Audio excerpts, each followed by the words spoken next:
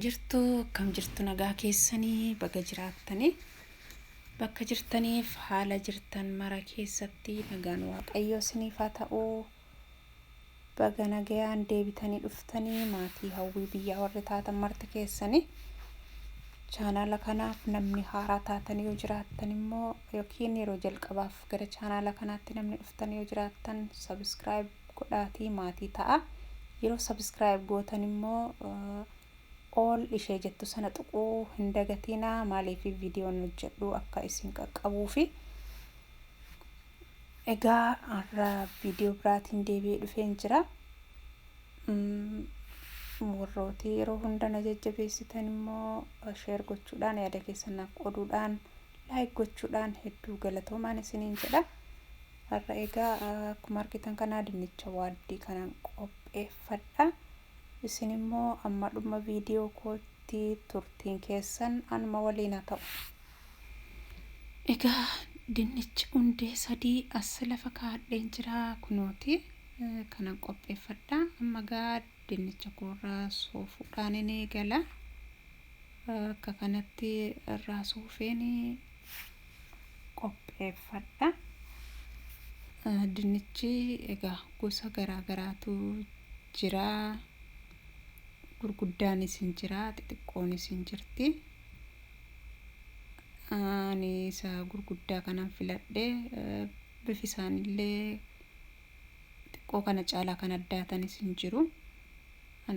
Egaa isa akka gurguddaa kanan filadhe maaliif yeroon mummuree qopheeffadhu akka hojjaansaa xiqqoonaa dhedheeratuufis dinnicha waaddis gatiin qopheeffadhuuf kana filadhe. Malee gosa garaa garaatu jira. Akka kanatti amma soofee qopheeffadheera. Egaa amma kanatti aansuudhaan boca qabsiiseen mummuradha waan ta'eef mataa ishee gamaa gamanaarraa irraan muradha. Akkuma argaa jirtan kana qarqara isaarraallee irraan kukkuta boca akka inni naa qabatuuf jedheeni. Ergan akka kanatti amma naannessee irraa kukkuteen booda mummureeni qalliseen mummuradha. Yoon jechuun gurguddisee mummuruu haaphisee qallisee mummuradha manaa danda'ametti. Maaliif yoo xiqqoo fufurdatee gaarii miti dafeellee bishaachuu dhiisuu danda'a. Kanaaf akka kanatti irraa qarqara ishee irraa kakaaseen akka inni wallaaf qixxaatuu fi qarqara isaa kan irraa kaasuu boca akka inni naaf qabatuuf isiniin jedheera. Amma gaa akka kanatti irraa mummuru kanallee itti fayyadamuun danda'a ingatu. Kanaaf akka kanatti isa kan akka kanatti mummuree qopheeffadha. Akkasitti wal qixxeessee qaqallisee mummuradha. Rakkoon qabu akkuma inni jiruttis murree qopheeffachuun danda'ama. Dirqama miti mummuranii wal qixxeessuun akkuma inni jirutti muramee qopheeffamuun danda'ama. Maaliif boca akka inni qabaatuuf yeroo hojjetamu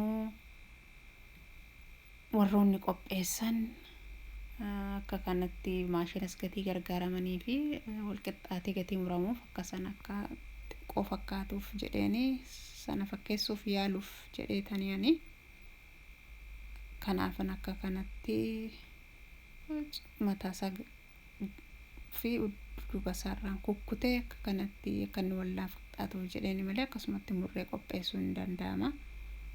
Foormulaa hin qabu.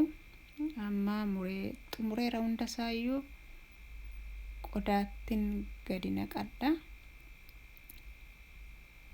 Qodaa kanatti naqee akka kanatti qopheeffadheera. Amma dinnicha amma gaa dinnicha kana bishaan itti naqeeni nan miica.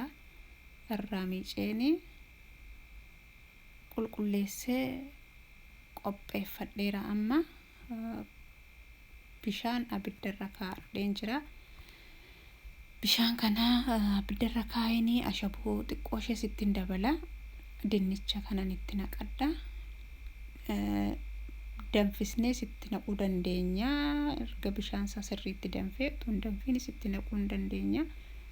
Ashaboo xiqqoo isheetti dabaleeni kana as keessatti xiqqoo akka inni bishaatuun godha. Xiqqoo mashee bishaatatu hin ta'in xiqqooma as keessa turseeni maaliifi yeroon waa zayitii keessatti waaduu dafee bishaata waan ta'eefi yeroo hin fudhatu. Amma ashaboon itti dabale akka kanatti xiqqoo ishee danfee jira. Amma akka kanatti kana fakkaata.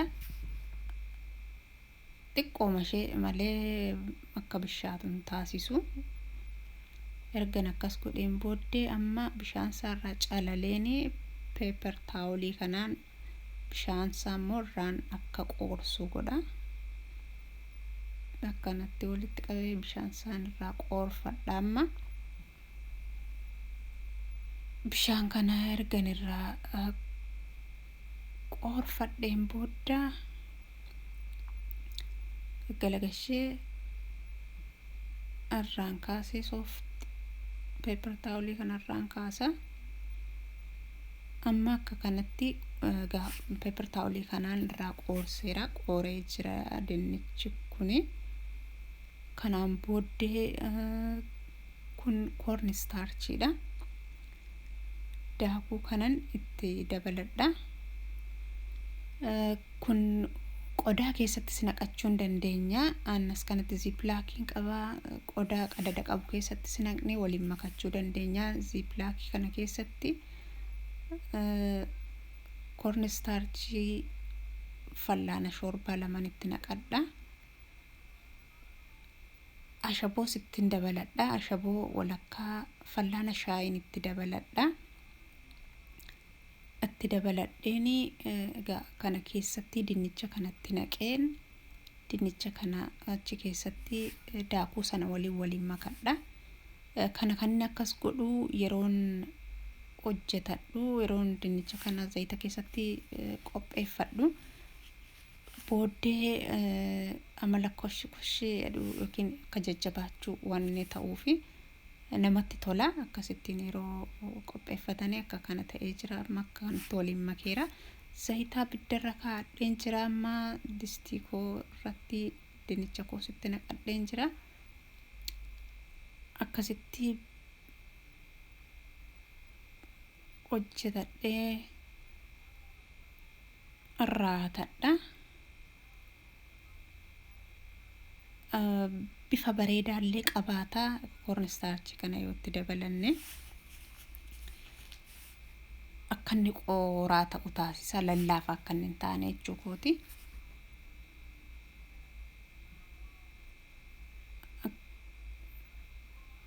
Yeroo sun fudhatu maaliifi jalqaba bishaanitti naqeen baase waan ta'eefi bisheessuun isaan turu. Akka kanatti bifisaa baay'ee namatti tola. Baay'ee bareeda. Yeroo nyaatanillee afaanittillee akkasuma namatti tola. Akka kanatti bishaateera. Amma keessaan baafadha. Paper towelii irra godhadheeni zayita isaa kan sanatti gadi xuuxatu.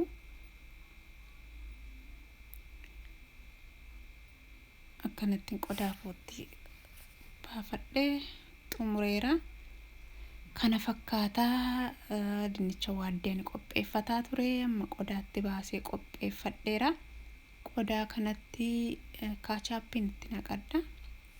Itti naqadhee amma akka kanatti qopheeffannee dhiyeeffannee nyaachuu dandeenya. Egaa beekamaadha. Baay'ee namatti tola. Bifisaallee baay'ee namatti tola. Akkuman sinitti himee yeroo nyaatamullee kashamala jechuu qaba. Akka kanatti hojjetadheera. Yoo sinitti tolee jiraate immoo like, share, subscribe gochuu hin dagatina. Torban kun torban nagaa siniif haa ta'u. Viidiyoo biraatiin amma walitti deebinutti nagaa keessanaaf turaa. Torbanitti waa yaaddan argattan isiniif haa ta'u. Yeroo gaarii qabaadhaa. Nagaan turaa. Baay'ee.